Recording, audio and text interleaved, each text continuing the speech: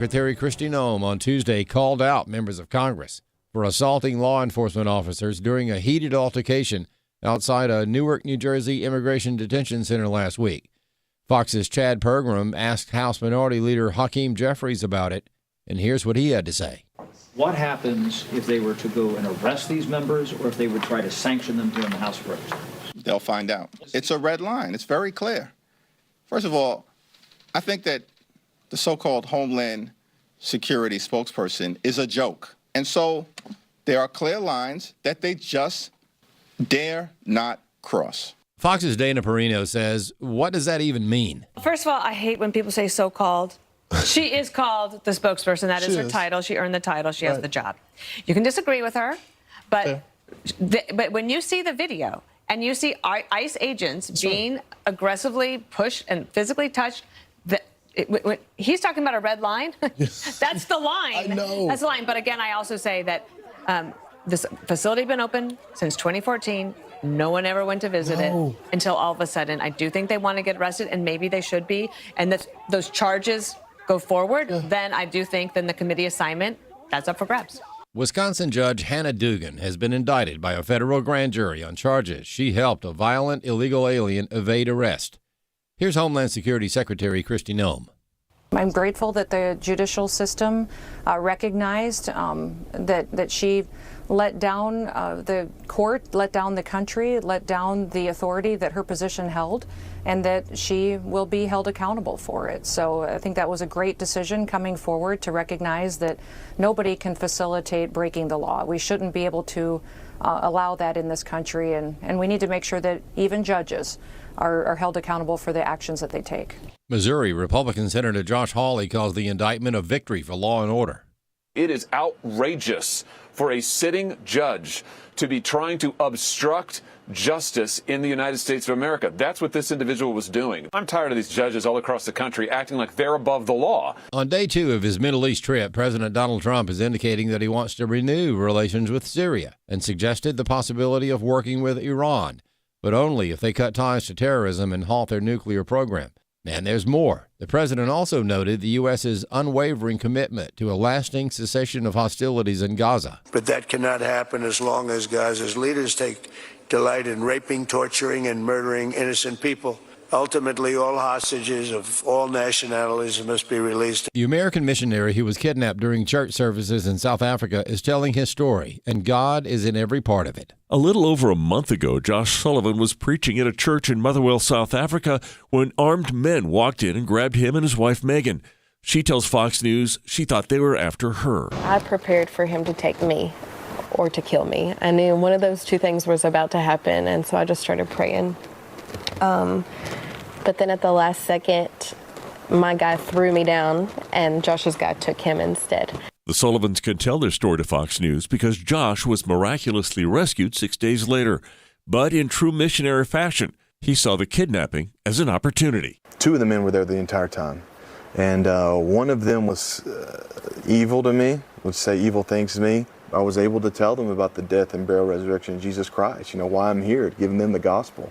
They had never heard that message before.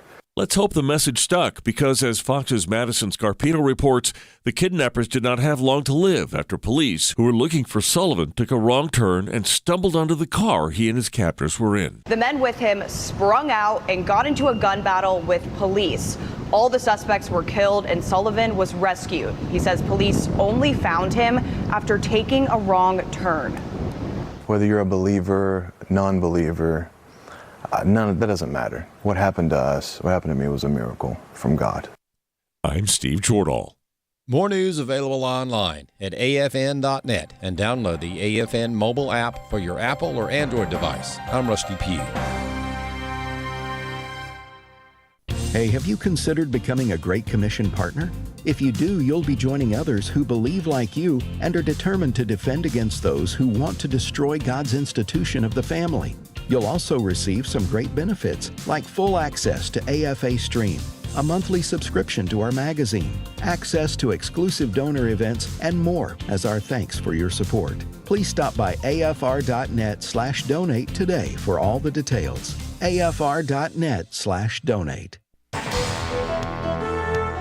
Welcome to Today's Issues. offering a Christian response to the issues of the day. Here's your host, Tim Wildmon, President of the American Family Association.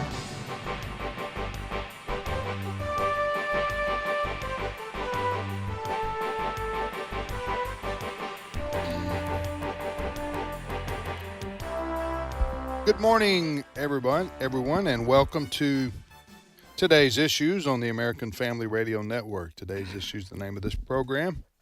Wednesday, May the 14th, 2025 is the date. And joining me in studio is Wesley Wildmon. Good morning, Wesley. And good morning. Glad to be back. It's been a couple days. Yeah, how long has it been since you were on? I missed a week, all last week, and then I missed yesterday. Do you have an excuse from the doctor? Or No, I don't have an excuse from the doctor. You weren't hunting? No hunting. That season's come and gone, and don't remind me about it. Okay. Why is that? It's not a good one? No, there is no hunting season right now. Oh, you miss it. Yeah, it'd be like if you're a college football fan and There's no college football for 7 yeah. months. Okay, I got you. I got 7 months. Chris Woodward. Good morning, Chris. Good morning.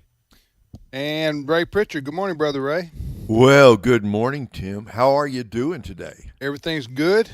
It's going to be 85 degrees here in Tupelo, MS today. What about KCKS? Hey, let me tell you, this is amazing. It's actually going to be warmer. This is very unusual. A little hotter here than in Tupelo. That almost never happens. We're going to hit 90 degrees, 90 and sunny weather. Wow. So yesterday, you guys were saying a lot of rain. Is that gone? It's gone. Good, okay. It's like it never happened.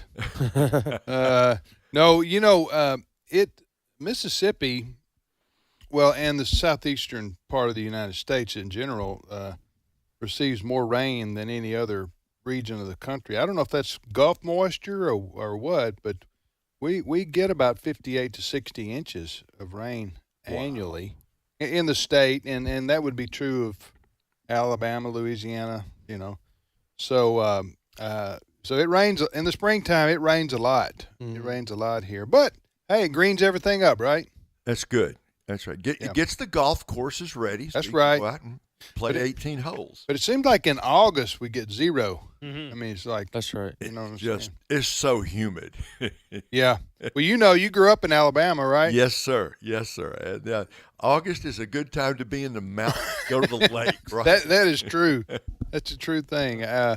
Allison, my wife, and I, we've talked about going to Canada maybe in August. Yeah. Have you ever been? Well, Canada?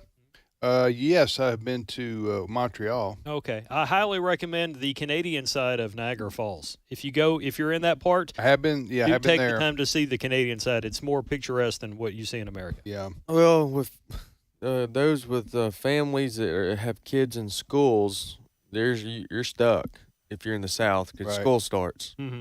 Oh, you mean in August? In August, school starts in Yeah. August, so there is no traveling. Yeah. Now you got Labor Day, you can make a trip, but Yeah, I remember when I was a kid, and same as Ray, probably, you know what I'm about to say, Ray, Yes. school started after Labor Day, right? That's right. As God intended. After Labor wait Day. a minute, I didn't know this. Oh, yeah. That's true. It's true. Schools. After Labor Day? That was like the March? Yeah, like the Tuesday after Labor Day is That's when exactly school started. Huh. That's right. And So you could still get out and have your vacation in the middle of August, but And now they've they're moved talking it back. about school year round. I know. So that's abominable. Yeah. That is. That's I think. I'm going to go home. homeschool if they do And that, it man. doesn't- And we're going to start on the Tuesday after Labor Day. And I've heard a few people make a reasonable case once you hear them out on how they intend on doing it by making holidays longer.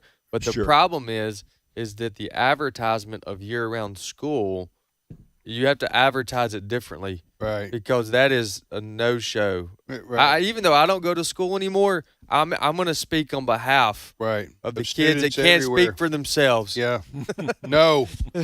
No on No. year-round school. No. When I was a kid, I was like, can we I would have been more content with staying until 4 if we could start at 9. Right. And no one Yeah. ever listened to me. Yeah. I'm not better. Can't do that because the parents got to be at work. So, all right, a lot to talk about today. Lots happening in the world. By the way, next hour we're going to talk about the Noah's Ark potentially discovered in Turkey. You heard me right. We're going to talk about that. Ray, you want to give us a 60-second preview of maybe what our conversation will be Yeah, about? we've been looking. They've been looking. Explorers have been looking for Noah's Ark, and we've come tantalizingly close. But, Tim, there's a strange rock formation over there that just might be the actual literal landing place of Noah and the Ark. And it's we don't know. We're not going to say for sure, but they found something over there, Tim. Yeah. And they've done some testing. So stick around, folks. This is a great, exciting story. So we're going to post that story on our website. It's a link to the Daily Mail story about this discovery, the latest on that discovery in the country of Turkey. All right, Chris, what's the first story you have there in your stack? Well, the President of the United States remains in the Middle East for it's day 2 of his 4-day trip to the Middle East, where he is meeting with various nations to discuss economic deals. I've got several sound bites from President Trump here. I lost my place. He says he's making good on his promises to not just enhance economic partnerships in the region, but also to embrace the possibilities of new ones, including with Tehran. Clip 1. I want to make a deal with Iran. I want to do something if it's possible. But for that to happen, it must stop sponsoring terror, halt its bloody proxy wars, and permanently and verifiably cease its pursuit of nuclear weapons. They cannot have a nuclear weapon. Yes. Well, any thoughts on what he just said, Wesley? No, other than Amen. I'm MAGA, so I agree. I'm just kidding. What about what he said there, Ray? Well, look, good luck. Good luck getting the Iranians to actually agree to that and then to allow verifiable examination. Remember, that was part of the problem. When we went through all this with Saddam Hussein in Iraq 20 plus years ago, sure, there's no weapons over here, but we're not going to let you come in and inspect. So I think it's a worthy goal. I wish the president all the best, but I think the Iranians want nuclear weapons. It's going to be hard to get them to agree and to allow us to do the inspections to prove that they don't have nuclear weapons. Trump also noted that the U.S. has an unwavering commitment to seeing a lasting end of hostilities in Gaza. Clip 3. In Gaza, my administration shares the hope of so many in this region for future of safety and dignity of the Palestinian people. But that cannot happen as long as Gaza's leaders take delight in raping, torturing, and murdering innocent people. Can't have it. Ultimately, all hostages of all nationalities must be released as a stepping stone to peace. Now, this, I think, is one of the reasons why you can't just go with the headline of a news story, because you see a headline saying Trump is committed to, an ending of hostilities in Gaza. You would think he's taking the Biden approach, like Israel's got to stop it. But clearly, he is sympathetic and aware of the plight that Israel is in, having people wanting to annihilate them right down the road. Yeah. That's what we just heard from President Trump a part of the earlier soundbite. Mm-hmm. So he basically had a press statement, or yes. And is he taking Q&A? I don't know that he did in this particular instance. He's going to be speaking again later today, so we could get some questions and answers at that point. Well, the Middle East has always been, and perhaps always will be, to simplify it, a mess. a quagmire. A quagmire. It's just, it's a jigsaw puzzle that's hard to put it all together. Now, so President Trump is doing the best that he can in his administration in bringing some peace and order to that region of the world in as much as he can do that. I think reaching out to Iran is an interesting idea. He basically saying, if you want to join the rest of the world, then you need to do these things. Mm-hmm. You need to give up your nuclear weapon quest. You need to quit funding, terrorist organizations like Hamas and the Houthis and the Hezbollah and such. But I don't know. As long as the mullahs, which are the Muslim clerics of Iran, control the country, and they do ever since Ayatollah Khomeini back in the 79 or whatever it was they had the Islamic Revolution. These people are driven by ideology. They're not driven necessarily by practicality or money or the desire to have peace. Now, money, I don't know. They have a country of ever how many millions of people living around. So there may be a certain number that they won't. You know, you don't want millions of people out in the streets. That could lead to a different kind of revolution. Right. And if they don't have jobs and income, then you know what I'm saying. And these sanctions they have against Iran are serious. So President Trump's doing everything that he possibly can, and I think that's my view of bringing peace and order to the Middle East and trying to bring Iran to heel, so to speak. And we'll see, you know, what it accomplishes. But many presidents have gone before him, trying to deal with Iran. Speaking of presidents, Trump also met with the new Syrian president, whose name is Ahmad al-Shara, however you might say it. His name what, Chris? Ahmad al-Shara. This too. And here's President Trump making this statement about U.S.-Syria relations. Clip 2. We're currently exploring normalizing relations with Syria's new government, as you know, beginning with my meeting with President Ahmed al-Shara, also ordering the cessation of sanctions against Syria to give them a fresh start. It gives them a chance for greatness. The sanctions were really crippling, very powerful. Here's what I think. If this was Joe Biden or Kamala Harris making this statement, people today would be, nominating them for like a Nobel Prize for Peace. Donald Trump is trying to bring stability to the region by doing deals that are going to help their country as well as ours, and people on the left could not care less. Yeah, well, they have TDS. That's very true. Okay. Go ahead, Ray. Okay, so we're talking about three different regions here. We're talking about Trump is amazing. Somebody said to me last night, he's not like anybody else. In every possible way, he's not like anybody else. So he goes to the Middle East, and he's working to make a deal with Iran and to do something in Gaza and to do something in Syria all at the same time. Mm-hmm.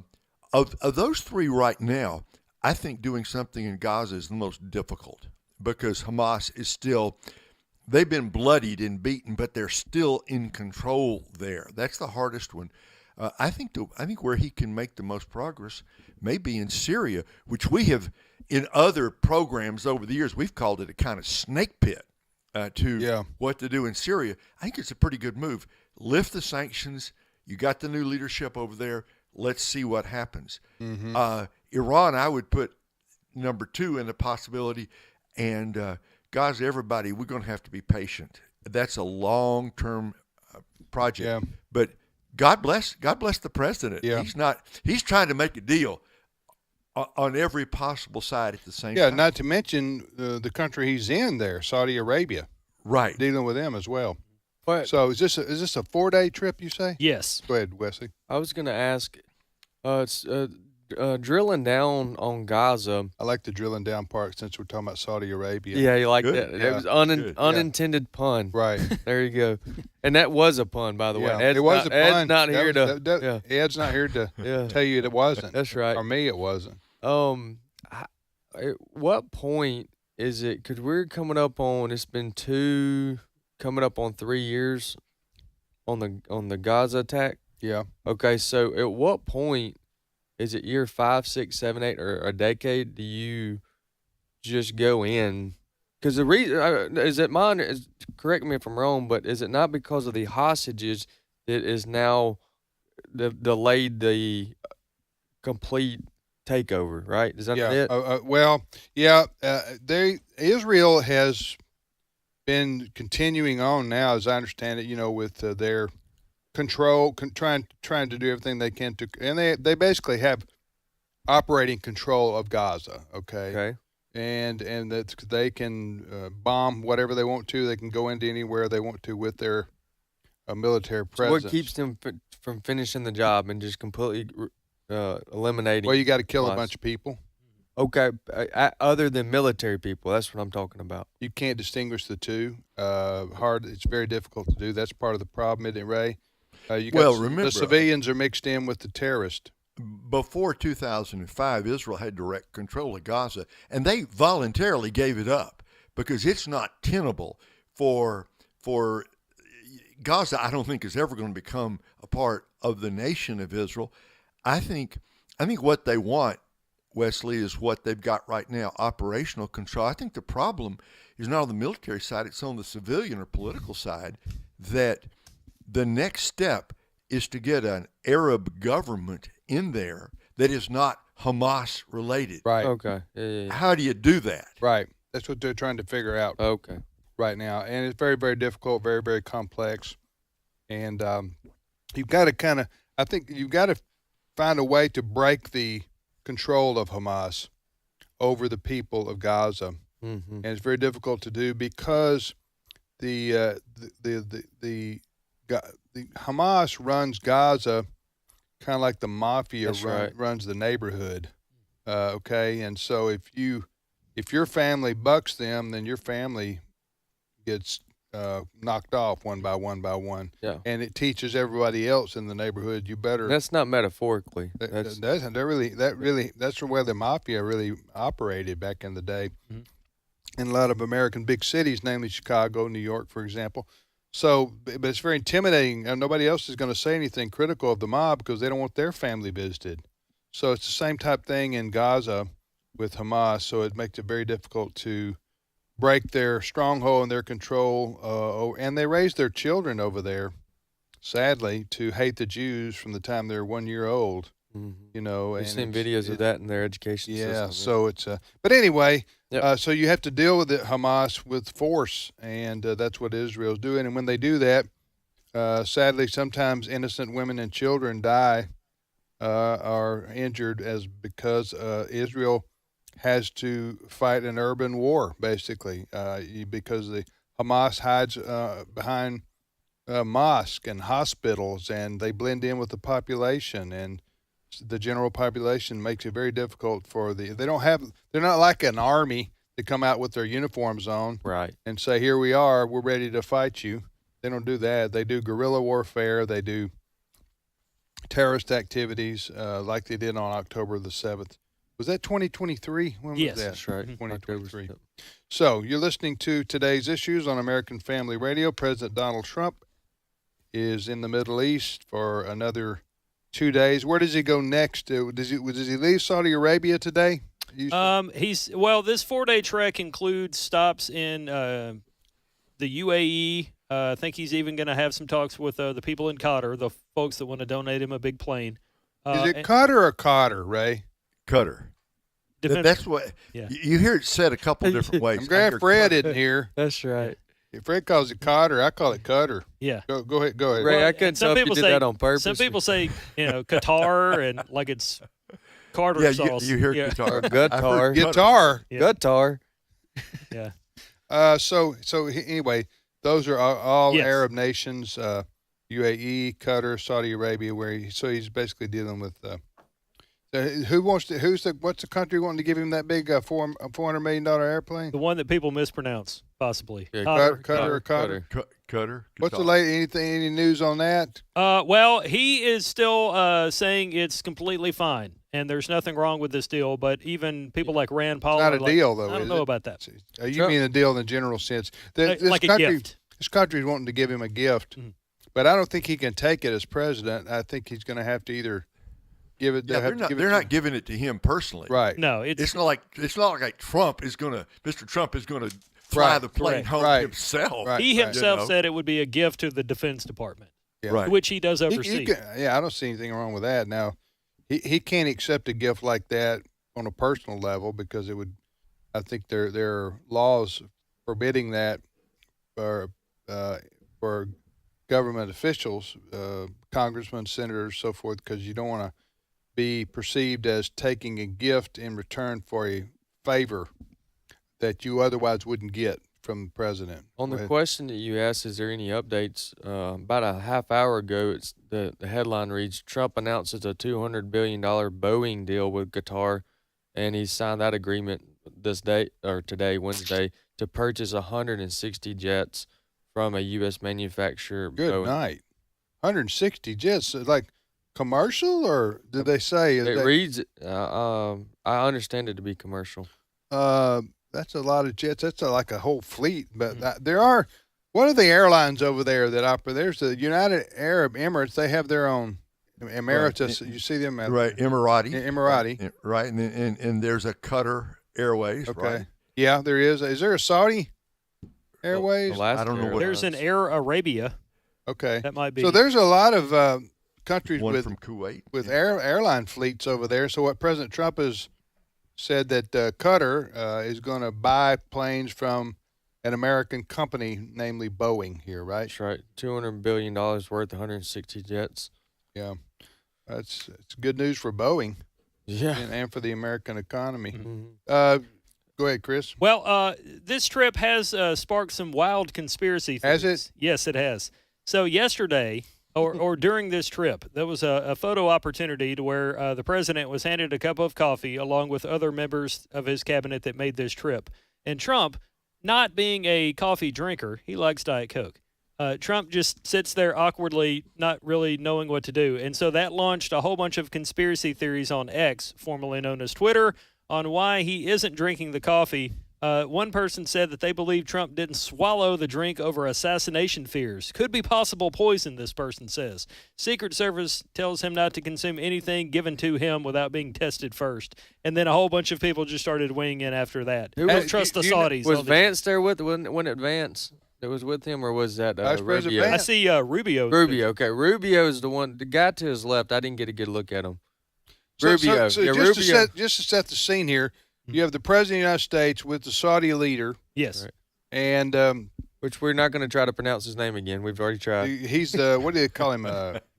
Crown Prince? Oh, that's Mohammed bin Salman Al Saud. Yeah. That's the man right there. Yeah. So he's just call him the Crown Prince. There right? you go. I call him Ben.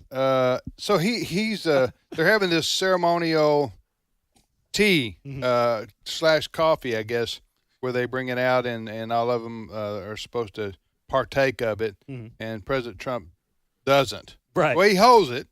He holds it. He doesn't shoo him away. I don't. He receives it. He receives it. He just doesn't Right, participate. but I don't blame him if the Secret Services don't. And maybe somebody from the Secret Service had already tested it. I don't know. Well, Marco Rubio drank his. So He did? yeah, he drank Did it come from and the he same asked pot? For, it looked like he asked for more. So apparently that one. That's because Rubio has like 9 jobs. Yeah, but He if needs the Trump doesn't caffeine. drink coffee anyway, he wouldn't drink it. So okay, he's a Diet Coke guy. He is a Diet Coke guy. Now he does love. He and Ed McDonald's. would get along great. Yeah. Well, it's the question then. Why didn't he? Let's say he's not a coffee drinker. Fine. Right.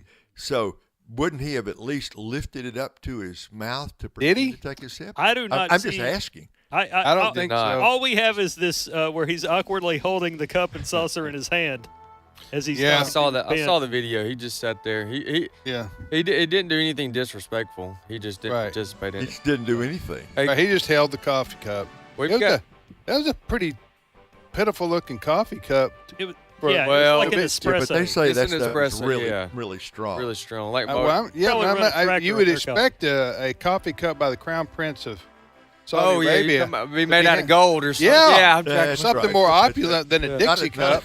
Not a Dixie cup, right? Huh?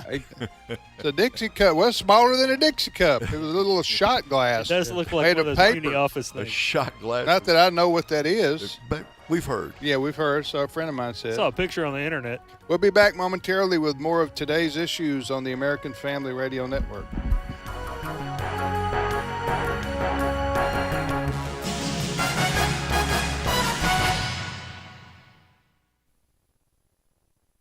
It's my turn. Here is your host for My Turn, Don Wildmon. We all want to be successful, and there isn't one thing wrong with that. He made us that way, implanted that desire in us when He breathed into us the breath of life. And it would be an awful dull existence if we didn't have that desire about us, for it causes us to do our best, to go to the highest, to shoot for the top. Far from repressing this desire, he encouraged it, kindled it, and set us afire with it. The trouble comes, you see, when we misuse this desire, turn its energies in the wrong direction, seek its outlets in the wrong ways. For somehow we think that to be successful means that we have to do so according to the standards of those around us. Let me share with you a story worth passing along. In 1923, a group of the world's most successful men, according to society standards, met at the Edgewater Beach Hotel in Chicago.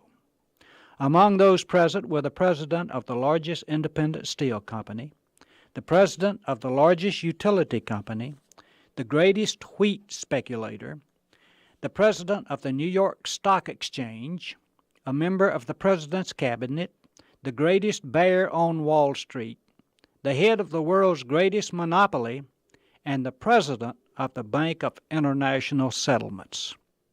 Their meeting attracted national attention. People watched them in awe, stunned by the magic that they had about them. They were envied by millions of people. Well, some quarter of a century later, some snoopy reporter had to get involved in the thing. He decided to see what had happened during the past 25 years to these men of success. He spoiled the happy ending to the story with his findings. He found that the president of the largest independent steel company, Charles Schwab, lived on borrowed money the last 5 years of his life and died broke. The president of the largest utility company, Samuel Insull, died a fugitive from justice and penniless in a foreign land. The greatest wheat speculator, Arthur Patton, died abroad insolvent. The president of the New York Stock Exchange, Richard Whitney, had served a term in Sing Sing federal prison. The member of the president's cabinet, Albert Fall, was released from prison so that he could go home to die. The greatest bear on Wall Street, Jesse Livermore, committed suicide. The head of the world's greatest monopoly, Ivor Krieger, committed suicide. And the president of the Bank of International Settlements, Leon Fraser, committed suicide. I guess many times we close the book without reading the final chapter. And when we do this, we don't always get the full story. We call it a game in the fifth inning with 4 more innings to go. We quit singing on the 3rd verse with 2 verses left. We could get the real picture if we'd read the final chapter, play the last inning, or sing the final verse. I guess the reason he was hung on that ugly tree was that he dared to judge by different standards. This upset the successful people, you know, made them angry, set them against him. So they tried to destroy him, only to find that truth is eternal. Whether one is successful or not depends on what standards he uses to measure success.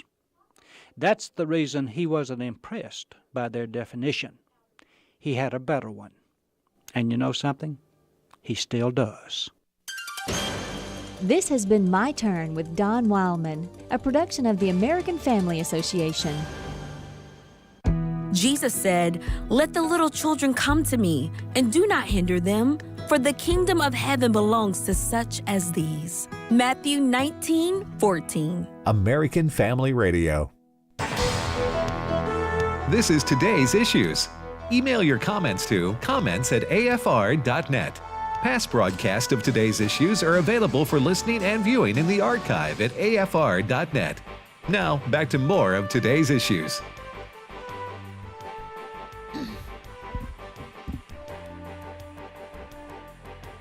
Hey, welcome back, everybody, to today's issues on the American Family Radio Network. Tim, Wesley, Chris, and Ray. Did you have something you wanted to announce, Wesley, or tell us about? Yes, I do. Tomorrow, we will be releasing AFA at Home Episode 7. So over the last couple of years, we've released these 45 to an hour short conversations about particular topics over the years, and we've had 6 episodes we've already released. You can find those at stream.afa.net. The 7th episode comes out tomorrow. It's released at 6 p.m. Central Time, and the topic is the future of education in America. And we have a lot of very special guests that are on, including Abe Hamilton III, Toby Paxton, who's on the school board research for iVoter Guide. We had Julian Pickering, Dr. Jameson Taylor, and Ryan Walters, who Ryan Walters has been in the news recently as Oklahoma State Superintendent of Public Education, public instruction. And so they sit down and they discuss the future of public education as it relates to our foundings, where we are now, and what we can advocate for in the future. And so we release that tomorrow, and you can release that tomorrow at 6 p.m. Central Time on Thursday, May the 15th, and you can find that at stream.afa.net. Stream.afa.net. Is that where we have a lot of resources there, don't we? A lot of resources, a lot of free resources. There's some that require you to be a monthly subscriber or a monthly supporter or donor of the work that we do here at AFA and AFR. But over 60-70% of it's free. You'll be able to watch this for free tomorrow for a certain period of time, and then after a couple of weeks, we'll put it behind the paywall. Okay. So again, that's a video. We're calling it AFA at Home because it's we do take a particular topic and we explore it from a constitutional and a Christian perspective, and it's very comprehensive, and it's the discussion does include 5 or 6 people there. That's right. And we call it AFA at Home because we host it at our own home headquarters here at AFA, and it's a roundtable discussion. Right. So, and the topic is the future of education in America, which is very timely right now. So I like what they're doing in Oklahoma, by the way. Mm-hmm, very much so. So he's going to be on. Ryan Walters will be on as well. He's part of the panel He's like discussion. the superintendent of education for the state. That's right. That isn't the proper title, but that's in essence what he is.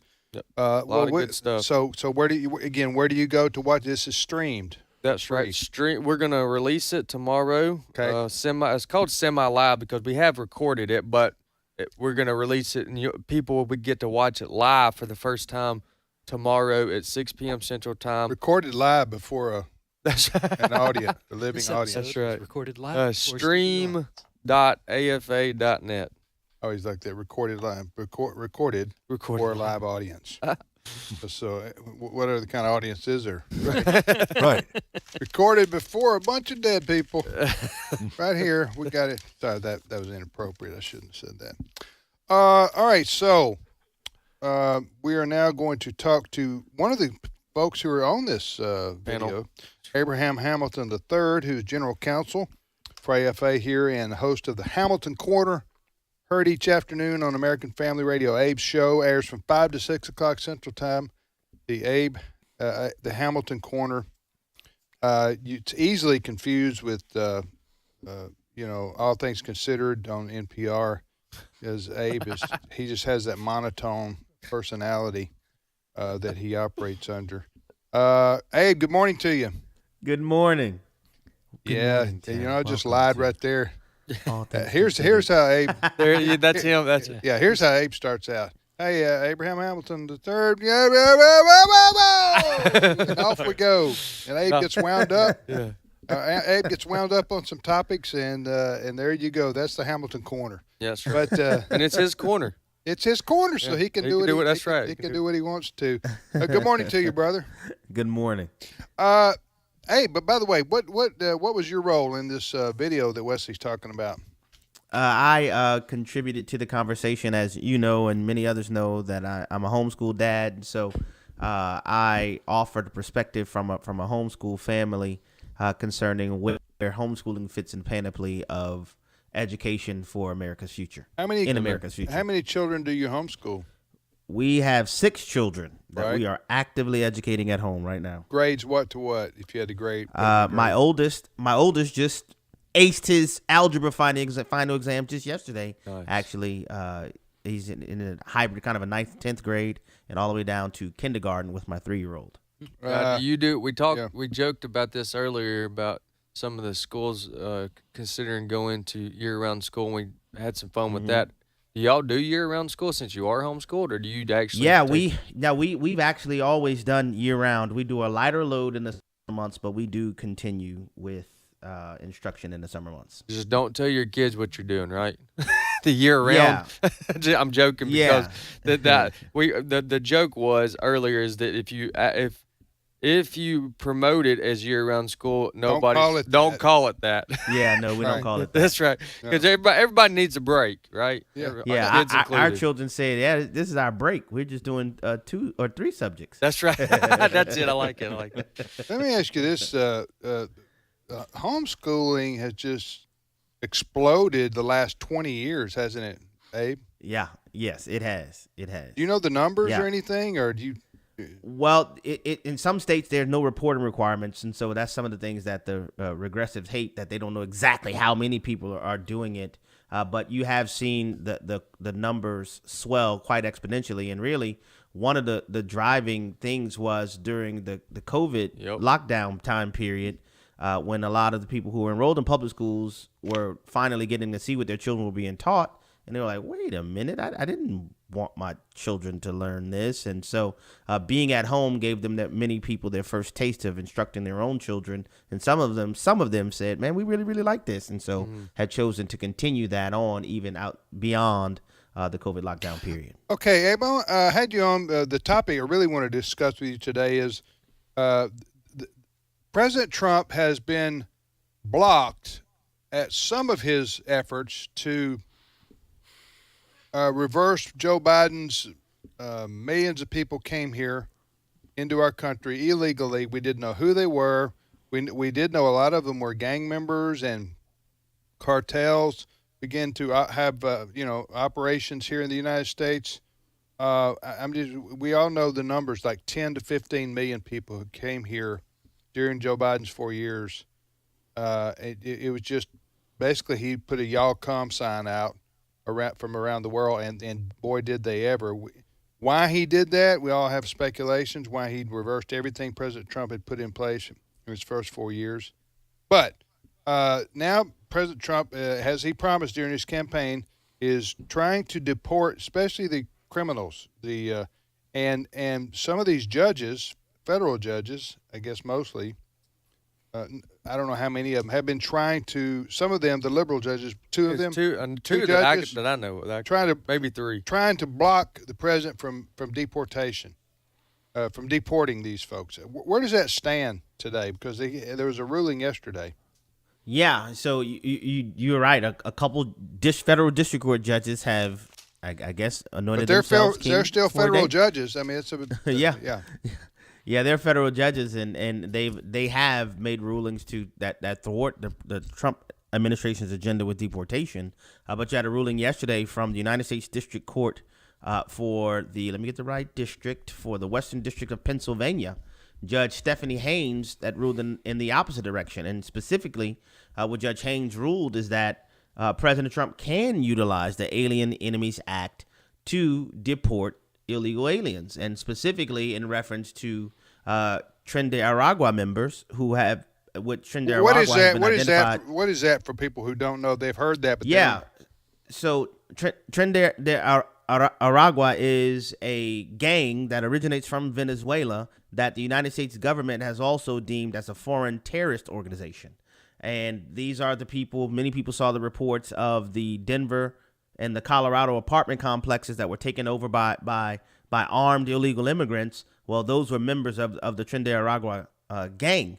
And so first, that organization had been identified as a foreign terrorist organization. Secondarily, the Trump administration connected the dots, showing that the Venezuelan government actually had played an active role in sending Tren de Aragua members to the United States of America for the express purposes of wreaking havoc.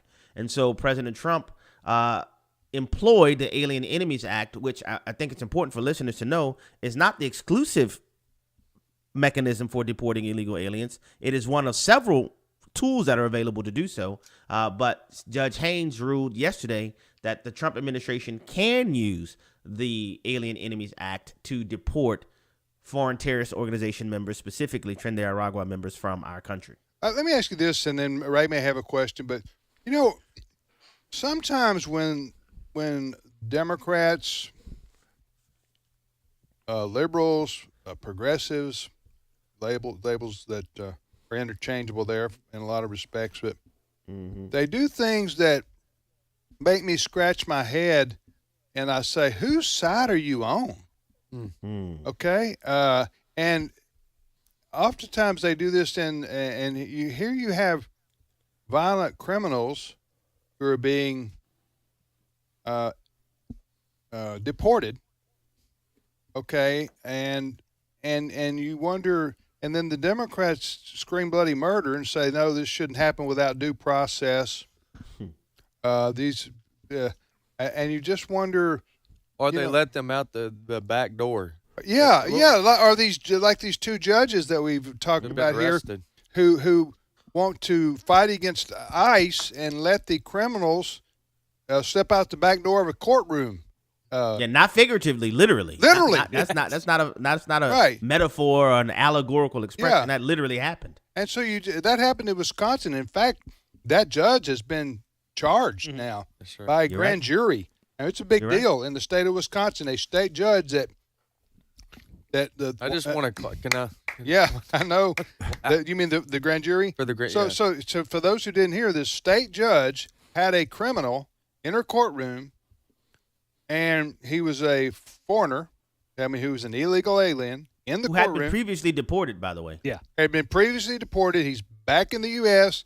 He's back in court for something he did, and the judge, this lady judge, finds out that ICE is waiting for him in the foyer, basically, of the courthouse, and she gets mad and says, basically, how can I help him escape ICE? And she helps him slip out the back door to run away. Now, they caught him, but that's when that's the kind of thing I'm talking about, and I just go, whose side are they on? Are you on? Any thoughts on why this is? Well, I think the conduct communicates whose side they're on, and we're talking specifically in this instance about Milwaukee County Judge Hannah Dugan. That's her name. Who did this? In this instance, it's clear she was on the side of the previously deported illegal alien who was in her court because of an assault on another person in the United States of America, criminal assault. But she was more committed to helping him escape ICE's detention than she was concerned with protecting American citizens. Why? I know I'm asking a rhetorical question here, but why would what is the thinking on the left that supports something like that? Yeah, I mean, you're asking me to do something, do the impossible. You want me to feed 5,000 while we're at it, Tim? I mean, I know, right? Anyway. But I mean, honestly, I don't know, but what the specific motivation for her, but a lot of people like her have expressed their desire to really see foreigners overrun our country. Unfortunately, we've seen that. We see some in the government apparatus who want to see them overrun our country so that California, what they've experienced with massive illegal immigration, will be exported to the rest of the country. Go ahead, Wesley. Well, I was just to add to the how do you get here conversation. It's one thing I disagree with allowing anybody to break the law. I mean, however, you do have some people that are just they have a misunderstanding of compassion and love and all that, and so then they're like, hey, let them come, blah blah. Okay, that's one. Some Christians are in some that Christians category. are in that camp. Sure. Okay, but this is where I just don't understand. This is why I'm glad she's being charged criminally, is because this guy has a rap sheet. Just to give you one of many of his crimes, he was arrested for punching a person 30 times in the face. Yeah. Okay, that's just one of many things. So you read that as a judge.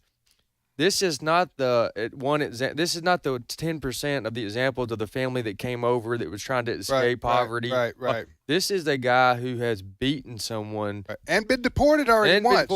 So that's where I don't have any sympathy, or I don't have any patience or understanding for a judge that has this type of worldview. Yeah. So, Ray, anything to add or say about this? Yeah, Abe, I want to ask a question about this law, this Alien Enemies Act, and it's always said this way, Abe. of 1798. Okay, wow. Well, the Constitution was drafted in 1787, so I mean, what's the relevance of the date of the law? But anyway, go ahead. I'm sorry. But that is really my question. I mean, that's a law that goes almost back to the founding of our nation.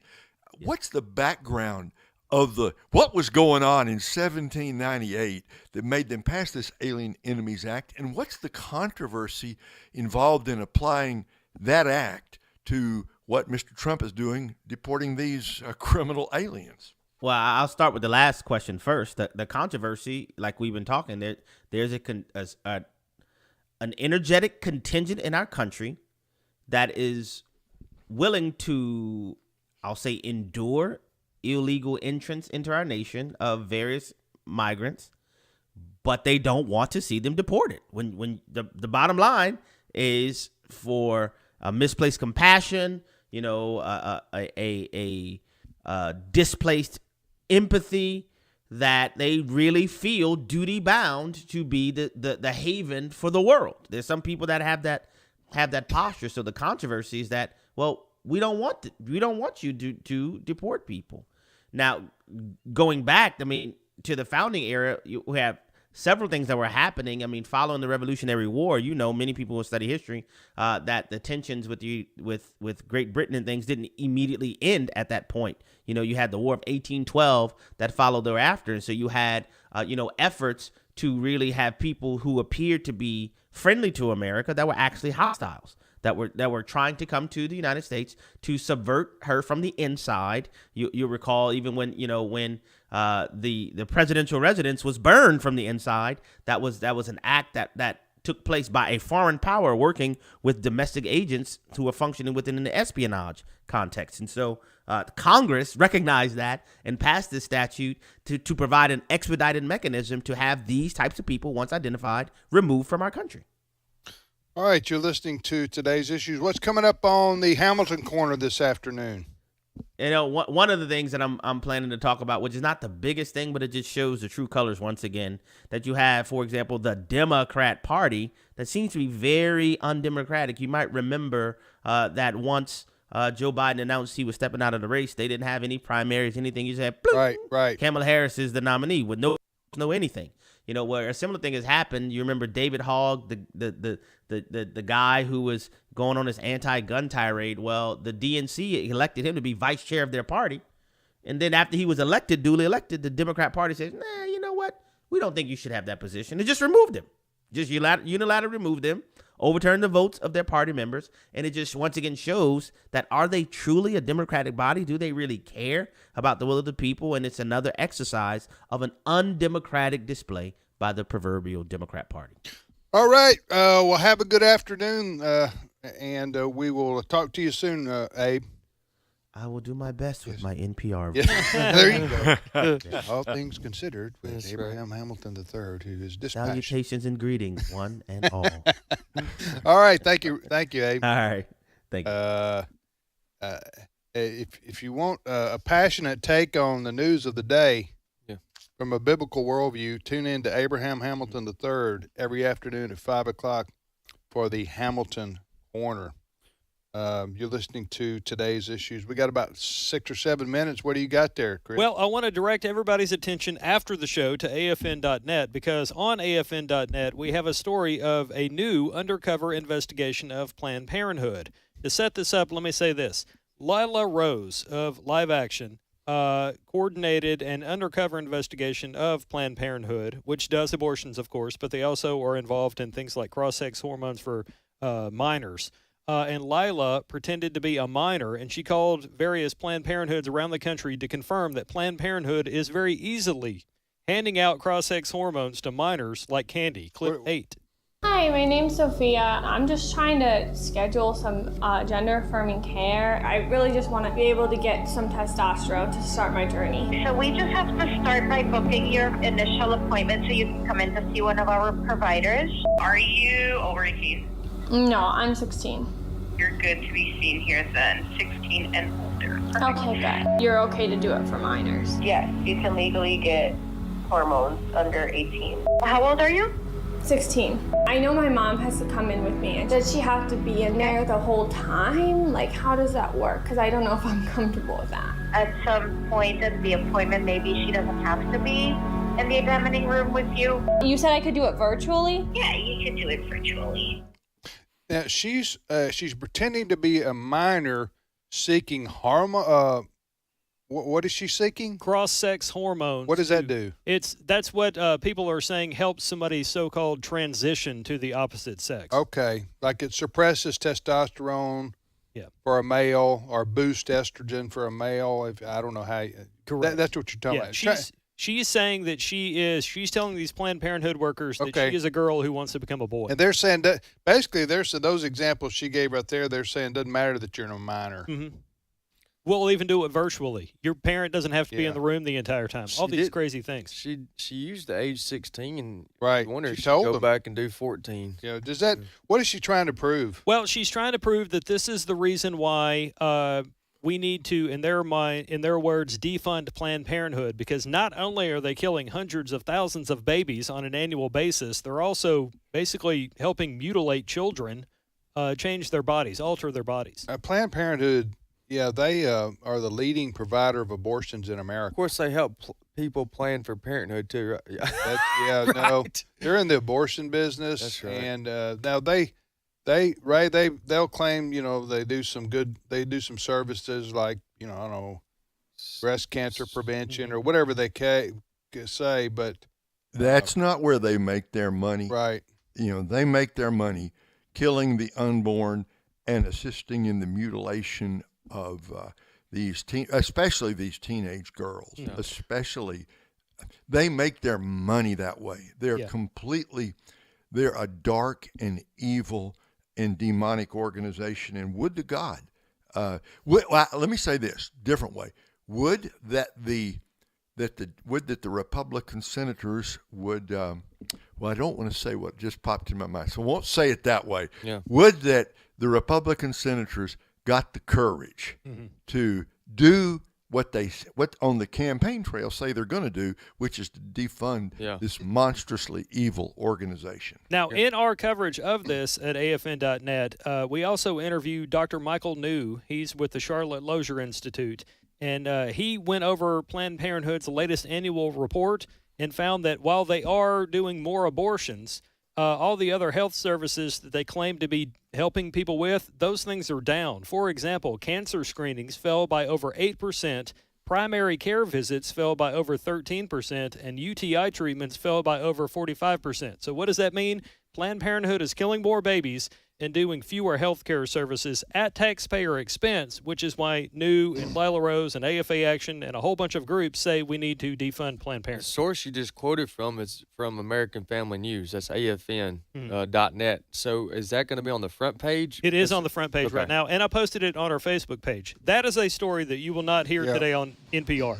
Well, we've been advocating for years and years the defunding of Planned Parenthood by the federal government. The federal government gives Planned Parenthood millions of dollars in the name of family planning and treating diseases, disease prevention, things like that. What Planned Parenthood will say is that we don't use federal tax dollars to do abortions, but it's kind of like they just use it to facilitate it.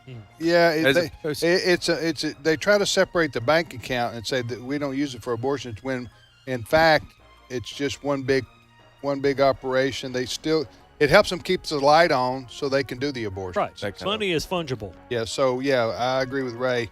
Pray for the end of funding for Planned Parenthood. We'll be back momentarily. Stay with us.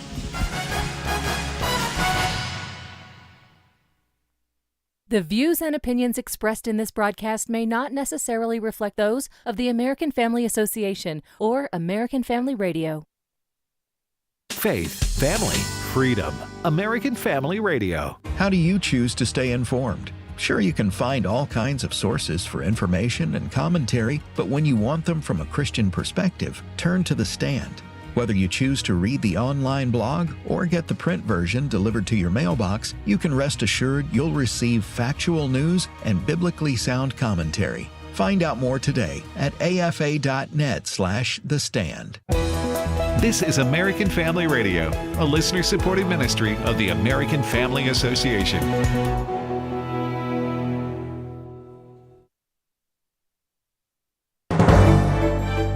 American Family News, I'm Rusty Pugh. President Trump visiting Qatar as he seeks economic agreements with the Gulf states. Lucas Tomlinson has more. Qatar spending hundreds of $billions from U.S. universities. Georgetown University has a campus here in Qatar. So there's a lot of influence we've seen from Qatar and the United States. What you're seeing, President Trump, it's notable being the first president to make an official visit here to Qatar, just solidifying relations. And if there's going to be peace in Gaza, if more hostages are going to be released, in addition to the work of the Israel Defense Forces, it's going to be right here in Qatar because of their conduit, their relationship with Hamas. Of course, all the negotiations with Hamas have taken place here in Qatar. U.S. and Iranian officials have met for several rounds of talks regarding Iran's nuclear program. Senate Intelligence Committee Chairman Tom Cotton of Arkansas says the president continues to push for a deal to end Tehran's nuclear program. He's willing to give Iran a chance to change its behavior, but I also know that he's not willing to let Iran tap him along. As he said, this is coming to a head. There's going to be decisions made in the weeks ahead.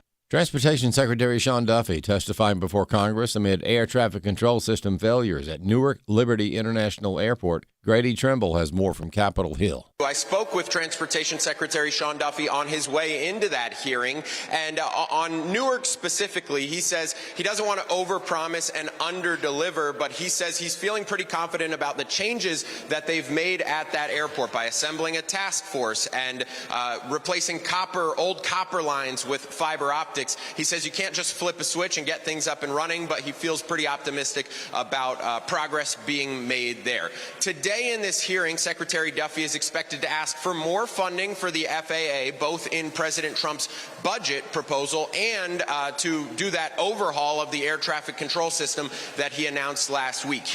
House Republicans are working on a budget bill that would fulfill many of President Trump's promises for tax cuts, but also would give the Trump administration the ability to remove the tax-exempt status of nonprofits that they view as terrorist-supporting organizations. Florida Congressman Mike Herodopoulos supports the move. It's common sense. We see the radical agenda of the left, as you saw recently at the ICE facility in New Jersey. They're standing up for people who are breaking the law. An undercover video investigation appears to show Planned Parenthood offering to help minors get cross-sex hormones at taxpayer expense. Chris Woodward has prepared this report. Hi, my name's Sophia. I'm just trying to schedule some gender-affirming care. I really just want to be able to get some testosterone to start my journey. So we just have to start by booking your initial appointment so you can come in to see one of our providers.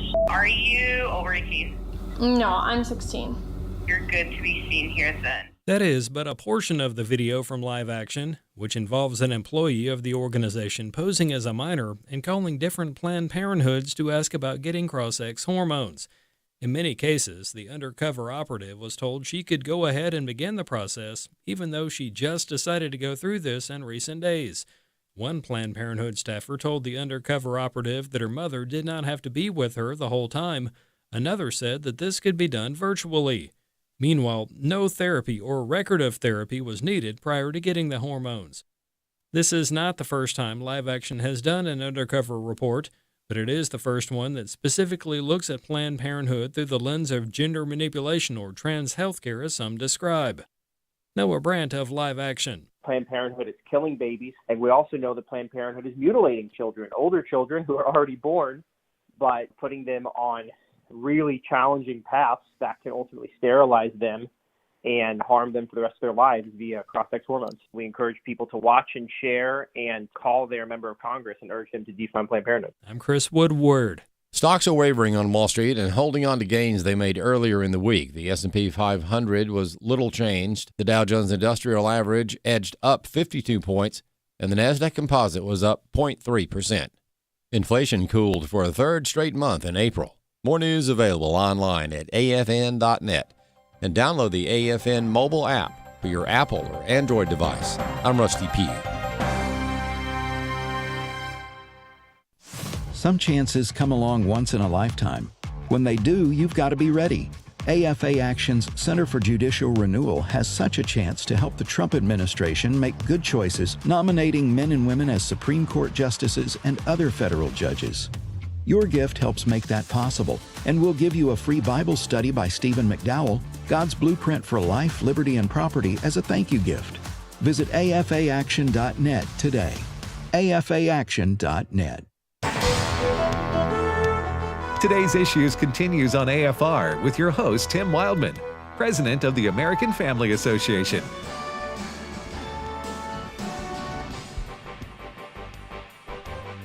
Hey, welcome back, everybody, to Today's Issues on the American Family Radio Network. Hope you're having a great day. It's Wednesday, May the 14th. And again, you're listening to AFR. Tim, Wesley, and Ray. Ray's in Kansas City. We're in Tupelo. And joining us here in studio is Steve Paisley Jordahl. Good morning, Brother Steve. Good morning, everybody. How y'all doing? What do you got leading the news? Well, I just wanted to pay tribute, if I could, to the national treasure that is known as John Kennedy, Senator from Louisiana. Yes. Who was addressing the Democrats who, for some reason, think that Donald Trump lost in his negotiations with China instead of won. That's the one that they want to hear. So let's just, without further ado, play cut 12. What do you make of that deal? And what message do you think it sends to the rest of the world? And Scott Besson said 130 countries are lined up. Well, I think it's obvious.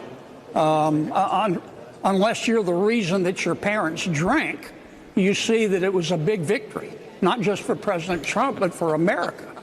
Before the president did what he did, China's tariffs on the United States were a little over 20% on average. Now they're 10. Our tariffs on China were a little over 20, now they're 30. That's a 20-point swing. Now, I've listened all day to some of my Democratic colleagues say that, well, we didn't get anything for it.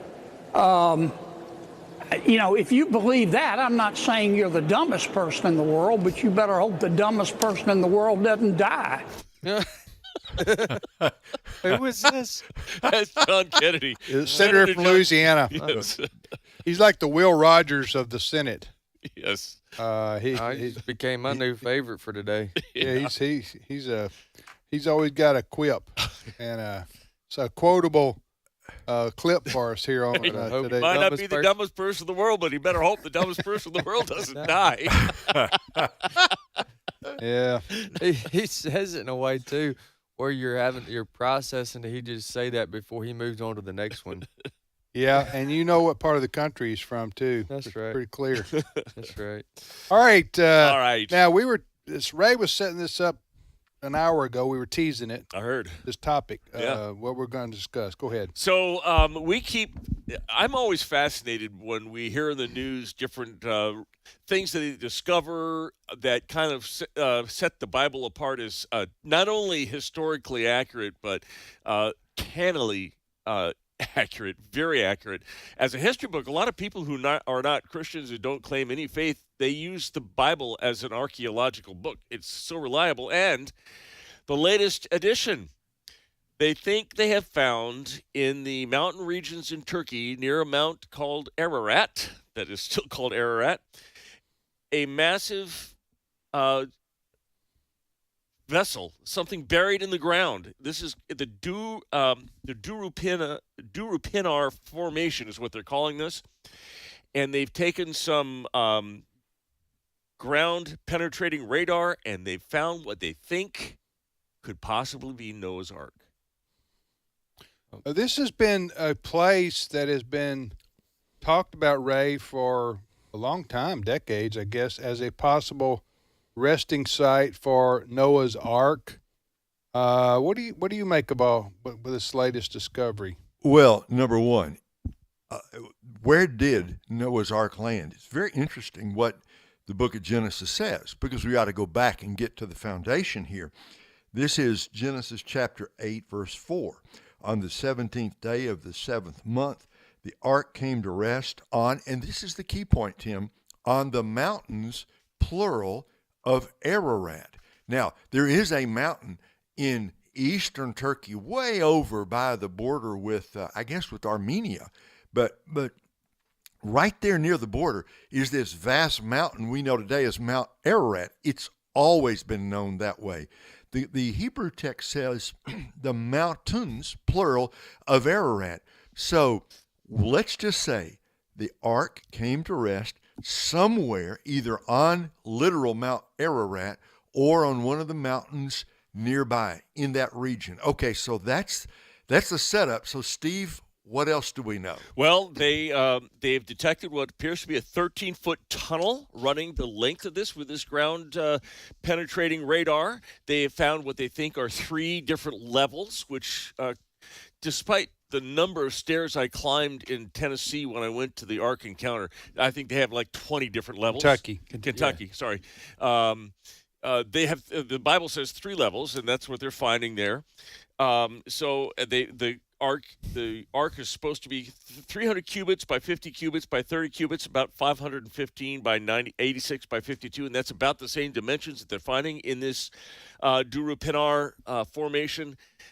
Here's what we're not expecting. They will, if they dig, and the plan is to have them excavate. They're not expecting to find a fully formed boat. It's made of wood, and over the thousands of years, it has decomposed. What they are hoping to find are chemical imprints that say that wood was there, and they could find some artifacts that lasted the amount of time. They're going to find some chemical clues in the grass and the dirt around this. So the government of Turkey, though, would have to grant these archaeologists permission to dig, right? I mean, am I right? Yes. And there's a whole. It's an interesting site. If you can go and look it up. It's called. Well, you're talking about this part. I don't know. Noah's Ark scans. Oh, okay. Look up Noah's Ark scans online, and you'll find all the pictures that they've taken and the research data. It's a big site.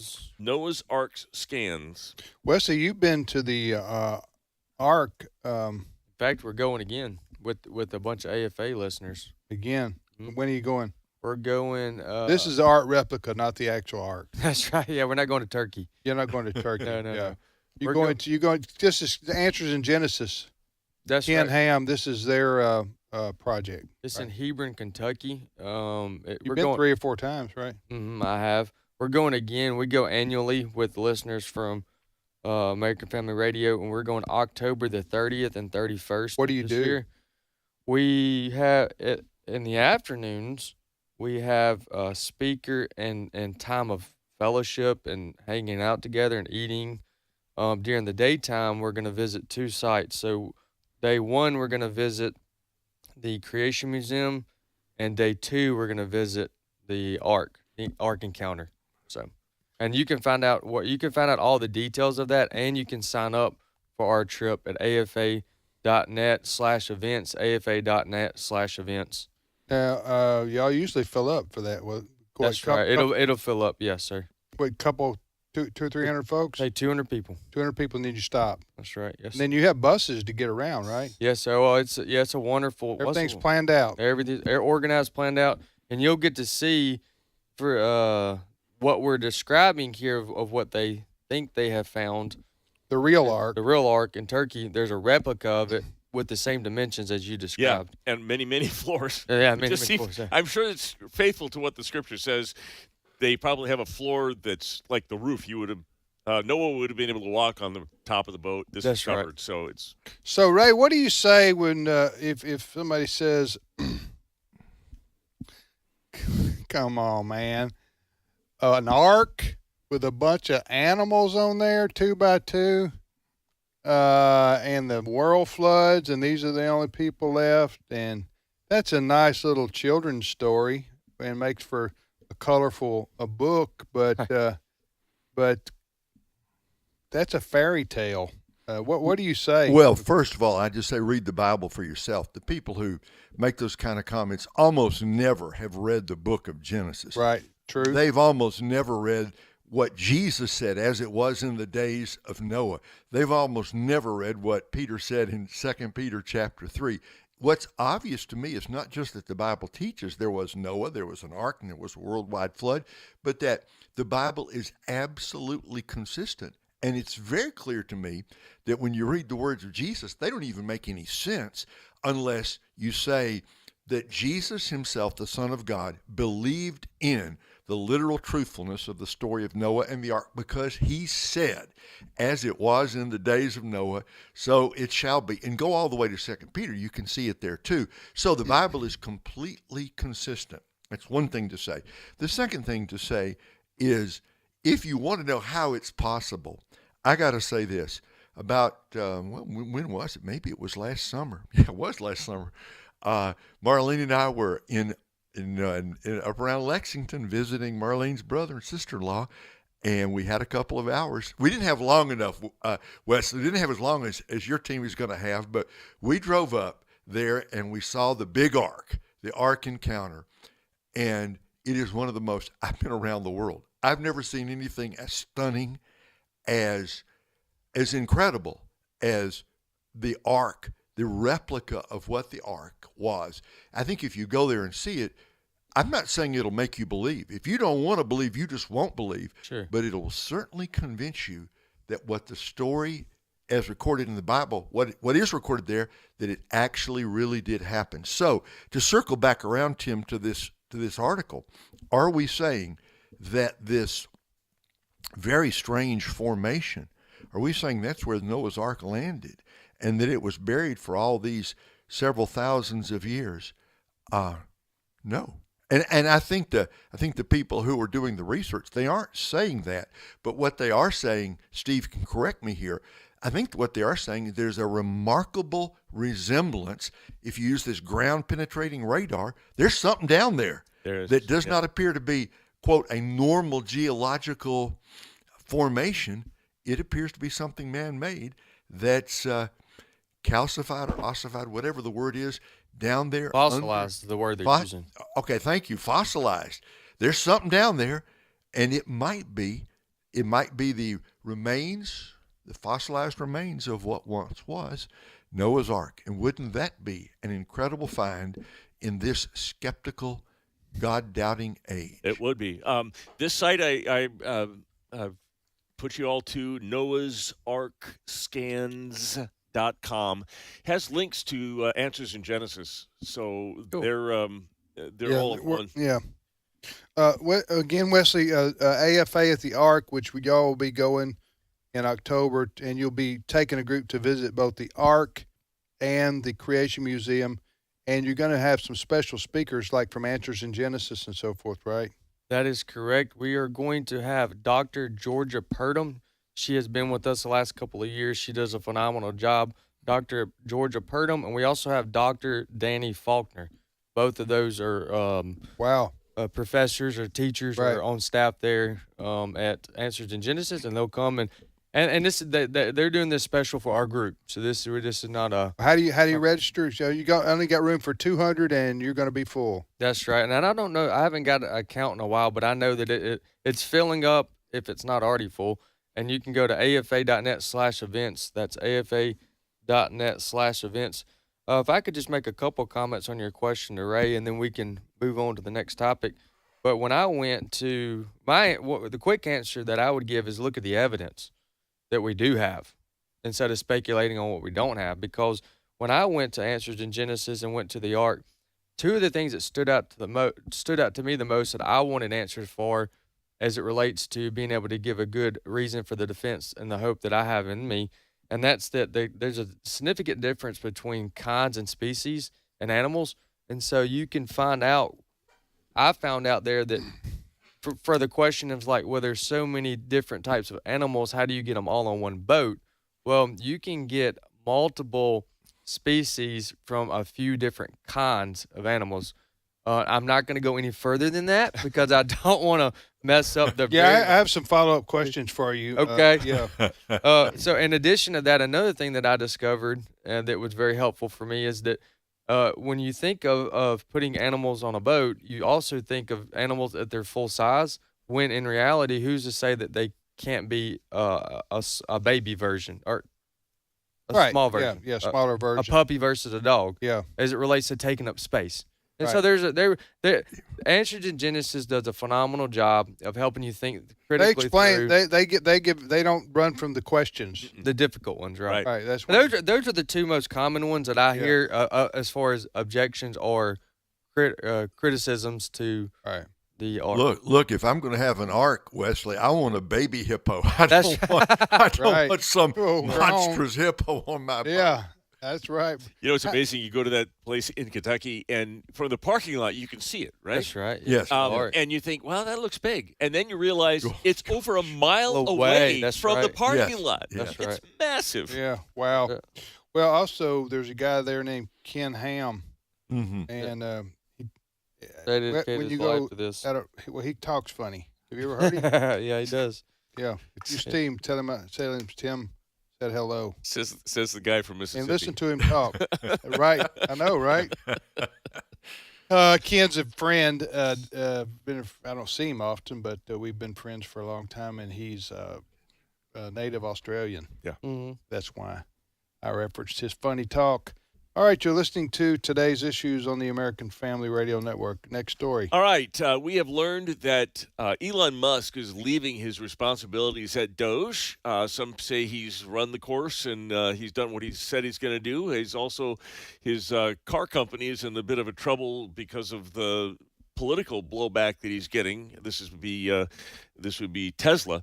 So he's going to go back to Tesla, and they are getting somebody to replace him by the name of Russell Vogt. Now, you might recognize that name. Russell Vogt was on a short list of candidates for the Supreme Court at one point under the first Trump administration. He was not obviously appointed, but he's been at the Office of Management and Budget for Donald Trump from in both terms. Chris knows his wife, who does some publicity who helps get interviews with the Heritage Foundation, asked her, is he leaving OMB to take this new position, or will he be kind of doing double duty? And she said she didn't know, and to ask his press person. I think that's being political. I have a feeling she knows. But they're not ready. Maybe she's not allowed. She's not allowed to say. Yeah. Anyway, either he's going to be leaving OMB, Office of Management and Budget, or he's going to be staying there and also taking on responsibilities of Doge. I want you to hear a little bit about his thoughts about where this country has been. Again, who is this we're about to hear? Russell Vogt. Okay, now he's going to take Elon Musk's place. Yes. And the Doge is short for what? Department of Government Efficiency. Department of Government Efficiency. And what they've been doing is finding waste, fraud, and abuse in the federal government. By the billions. And now Musk is going back to Tesla, and the gentleman we're about to hear right now, who is a real conservative, he's one of us. Yep. He's going to be commenting on.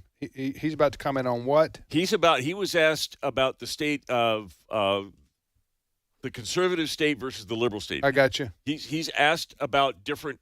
This is his list of complaints about liberal America, and we'll talk about it afterwards if you want. Cut 11. This is you. I think a quote. Aggressively turned against the American people, trillions of dollars were used to fund cultural Marxism, radical green new scams, and even our own invasion. No agency was spared in the less taxpayer-funded cultural revolution. That's pretty strong language from the OMB. It is strong, and it's based on the fact that the country saw and put President Trump in office to deal with the reality that when you have the Department of Education funding the indoctrination of preschoolers and funding the teaching of teachers to be revolutionaries in the classroom, and have a Health and Human Services that is trying to trans our kids through the grant programs, and has research programs at NIH that is funding gain-of-function research that contributed to the last pandemic. You have something that is fundamentally wrong in this country. Man, I like him. Keep going. Yeah. Keep going. Do it. I like him. Do it. Yeah. I will say this for President Trump. I'm giving a broad general overview of his personnel decisions from cabinet level to others who aren't, but still like this. Yeah, but he he's done so much better this second time around, has Trump, than he did his first time around. Mm-hmm. I think that's because he learned by experience, and because that a lot of people that he thought he didn't know who to trust exactly. He honestly didn't know exactly how Washington operated either, or to the extent that he could use executive power to advance a conservative agenda. So I just wanted to say that I think that was one of the people that he surrounded himself with that we just heard from. And I just think overall, you're going to have some blips along the way. You're going to have some people get in trouble or scandal or make mistakes, but because there's a lot of people that work for the president. Yeah. But overall, I think he's done an outstanding job with the people that he surrounded himself with. Yeah. Don't you? I agree. Yeah, absolutely. Ray, you concur there? Or? The first few months of that first term, they were chaotic. Is that a good word? They were chaotic, and they've been very disciplined. This time around, Mr. Trump and his team, they knew exactly not just what they wanted to do, but they knew who they wanted in the key positions. And Mr. Trump's second term, much more prepared. Yes. There's a gentleman that a lot of people don't know. You wouldn't necessarily know who he is if you're just a casual observer of the news, but he is a driving force for President Trump, and his name is Stephen Miller, right? That's right. Yeah. You followed this. Just a big fan. Yeah. Just a big fan. He stays on script. He's very disciplined. He doesn't get caught up in the emotions of the media. Right. And he also does a good job of exposing them as who they are, the media. Yeah. And of course he stays. But he's a policy guy too. Yeah. And I don't follow him as closely in that area. I mostly see him responding to the media. But you're right. He's a huge part of the agenda that's being played out. What do you think about his press secretary so far? What's her name? She's fantastic. Caroline Levitt. She's young, in her 20s.